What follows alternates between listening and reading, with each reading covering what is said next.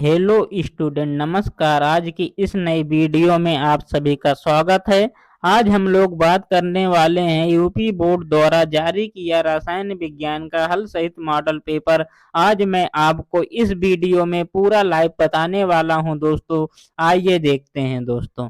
आइए पहले हम लोग देख लेते हैं, पहले इसमें जो नोट दिया गया है उसको पढ़ लेते हैं ऊपर। उसके बाद हम बात करेंगे सभी प्रश्नों की। आइए देखते हैं प्यारे दोस्तों। यहाँ पर नोट दिया गया है, प्रारंभ की 15 मिनट परीक्षार्थियों को प्रश्न पत्र पढ़ने के लिए निर्धारित किए गए हैं दोस्तों।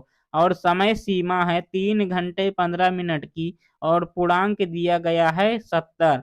और जो कोड है यूपी बोर्ड द्वारा ने जारी किया है 470 जीडी। आइए दोस्तों हम सीधा प्रश्न पे आते हैं। आइए देखते हैं, पहले बहुविकल्पी प्रश्न है उनको देख लेते हैं। आइए देखते हैं, यहाँ पर पहला प्रश्न है ग्रेफाइट होता है।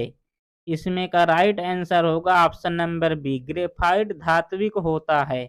मतलब ये धातु से बने होते हैं, इसमें धातु लगभग 90% पाया जाता है दोस्तों। अब हम दूसरे क्वेश्चन की बात करेंगे। हिमांक का अवनमन सीधा समानुपात दर्शाता है। इसका राइट आंसर होगा ऑप्शन नंबर बी, विलयन की मोललता को दर्शाता है दोस्तों। अब हम क्वेश्चन नंबर 3 की बात करेंगे। वायुमंडल में सर्वाधिक पाई जाने वाली अक्रिय गैस है। इसमें का राइट आंसर होगा दोस्तों ऑप्शन नंबर सी, आर्गन दोस्तों। आइए यहाँ पर क्वेश्चन नंबर चौथा देख लेते हैं। रंगीन आयनों का निर्माण संभव होता है जब यौगिक में विद्यमान होते हैं। क्या विद्यमान होते हैं? आपका राइट आंसर होगा ऑप्शन नंबर बी, अयुग्मित इलेक्ट्रॉन विद्यमान होते हैं। अब क्वेश्चन नंबर 5 की ओर चलते हैं प्यारे दोस्तों। क्वेश्चन नंबर 5 है, निम्न में से फास्जीन है। इसमें का राइट आंसर होगा option number D, COCl2।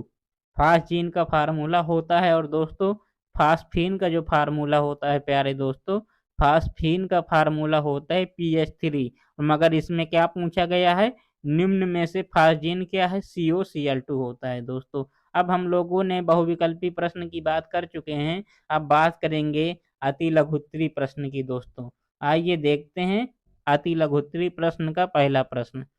Molal उन्नयन स्थिरांक किसे कहते हैं? आइए उत्तर देखते हैं। किसी विलायक के 1000 ग्राम में विलेय पदार्थ के 1 मोल को घोलने पर क्वथनांक में होने वाली वृद्धि को मोलल उन्नयन स्थिरांक कहलाता है दोस्तों। अब हम बात करेंगे अति लघुत्तरी प्रश्न का दूसरा नंबर प्रश्न।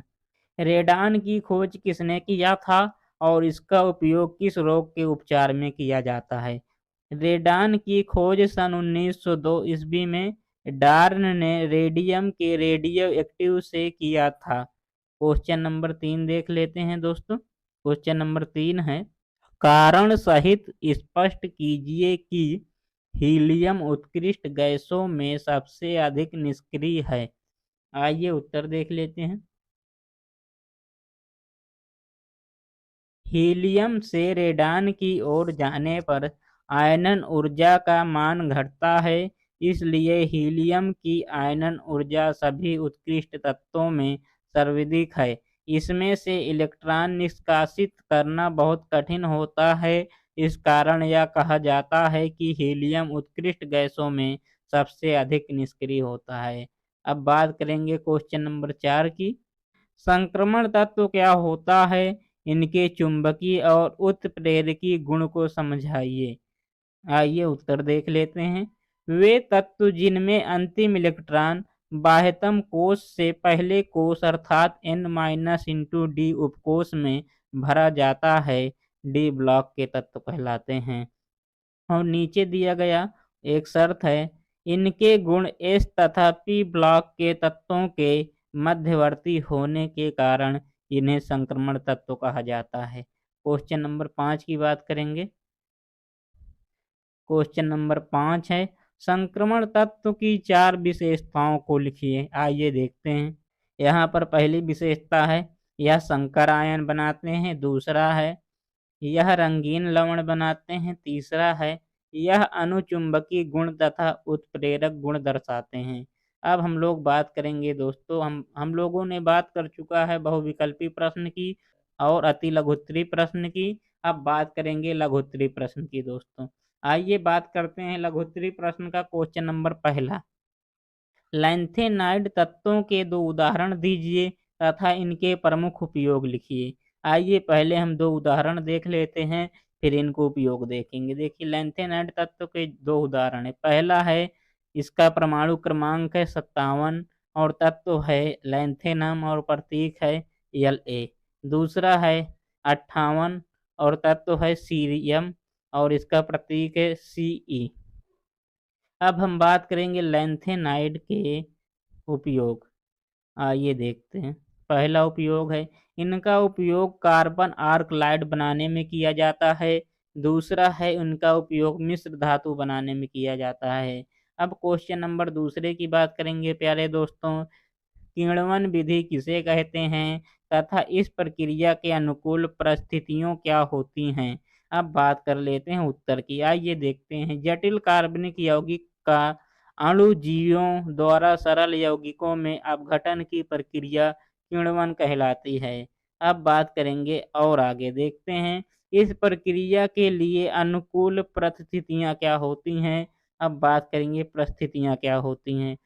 आइए देखते हैं। पहला नंबर है, कार्बनिक यौगिकों का प्रयुक्त विलयन तनु होना चाहिए। दूसरा है, तापमान लगभग 25 से 30 डिग्री सेल्सियस होना चाहिए। तीसरा है, प्रयोग किए जाने वाला विलयन अधिक अम्लीय हो और न अधिक क्षारीय हो, अर्थात इसका पीएच मान 6 से 8 होना चाहिए। और चौथा नंबर है, ऐसी पदार्थ को उपयोग में नहीं लाया जाता जिनकी उपस्थिति में किण्वन अर्थात अणुजीवी नष्ट हो जाते हैं। अब क्वेश्चन नंबर 3 की बात करते हैं प्यारे साथियों। आइए देख लेते हैं। ये बहुत इंपॉर्टेंट क्वेश्चन माना जाता है प्यारे साथियों। यहाँ पर है, कैनिजारो अभिक्रिया पर संक्षिप्त टिप्पणी करो। ये बार बार इंटरमीडिएट के एग्जाम में पूछा जाता है कैनिजारो अभिक्रिया। आइए देख लेते हैं। कैनिजारो अभिक्रिया पर संक्षिप्त टिप्पणी करो। उत्तर देखते हैं।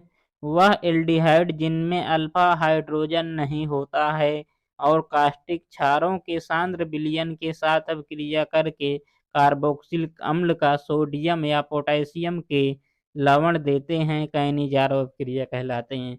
आइए हम इस अभिक्रिया के रिएक्शन के बारे में देख लेते हैं, आपको बताते हैं दोस्तों। आइए देखते हैं। यहाँ पर रिएक्शन है, formaldehyde plus NaOH, sodium hydroxide की फार्म एल्डिहाइड के साथ रिएक्शन कराते हैं तो हमको मेथेनॉल प्राप्त होता है और साइड प्रोडक्ट होता है सोडियम फार्मेट। अब दूसरी रिएक्शन है, बेंजिल एल्डिहाइड की रिएक्शन सोडियम हाइड्रोक्साइड के साथ करवाते हैं तो हमको बेंजिल अल्कोहल प्राप्त होता है और साइड प्रोडक्ट होता है सोडियम बेंजोएट। अब बात करेंगे क्वेश्चन नंबर 4 की। आइए देखते हैं। क्वेश्चन नंबर 4 है, रासायनिक अभिक्रिया देते हुए समझाइए कि डाई एजोटीकरण क्या होता है। आइए उत्तर देखते हैं। जब एरोमेटिक प्राथमिक एमीन सोडियम नाइट्राइट और तनु HCl के मिश्रण के साथ 0 से 5 डिग्री सेल्सियस तापमान पर अभिक्रिया करके एमिनो समूह को डाई एजो समूह में परिवर्तित कर देता है तो इस अभिक्रिया को डाई एजोटीकरण कहते हैं। आइए हम इनकी रिएक्शन की बात कर लेते हैं प्यारे दोस्तों।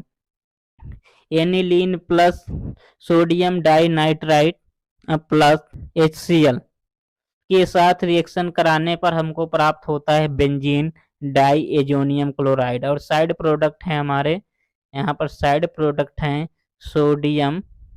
सोडियम क्लोराइड और जल। अब हम बात करेंगे क्वेश्चन नंबर 5 की। आइए देखते हैं क्वेश्चन नंबर 5।